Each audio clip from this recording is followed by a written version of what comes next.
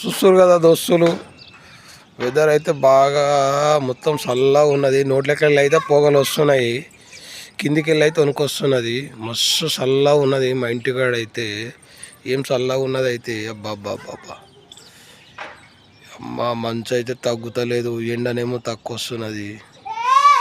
చేతులు షేక్ అవుతున్నాయి, కాళ్ళేమో వణుకుతున్నాయి. దీని అమ్మ జీవితం అట్లా నడుస్తుంది. ఒక్కసారి వాతావరణం చూస్తే అట్లా అవుతుంది. ఇక చూడిగా ఇక మా పిల్లలు చూడిగా అట్లా ఆడతాళ్ళు. ఇక వాడేమో ఇటు ఎక్కుతాడు, ఇక మా పెద్దోడు, ఇక మా చిన్నోడు, ఇక మా పాప అయితే ఇక మళ్ళీ ఇక ఎంకరేజ్మెంట్ చేస్తుంది అన్నమాట. గట్లా అది గిట్లా చేస్తుంటే ఇక ఆడ దెబ్బలు తాకుతాయి. అట్లా చల్లగా అవుతున్నది, మస్తు చల్లగా ఉన్నది. మీరు కూడా బయటకు రాకండి, వస్తే దుప్పట్లు లేకపోతే స్వెటర్లు వేసుకొని రండి, లేకపోతే ముక్కలకి వెళ్ళి కారుతా. చాలా జాగ్రత్త. మళ్ళా ఉంటా.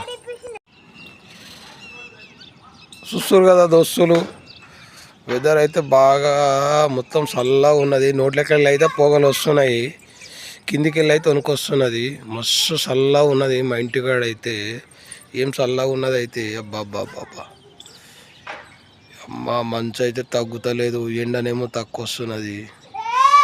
చేతులు షేక్ అవుతున్నాయి, కాళ్ళేమో వణుకుతున్నాయి. దీని అమ్మ జీవితం అట్లా నడుస్తుంది.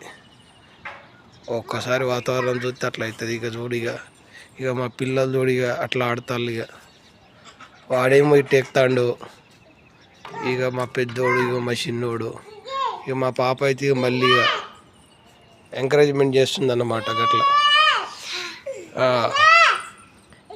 అది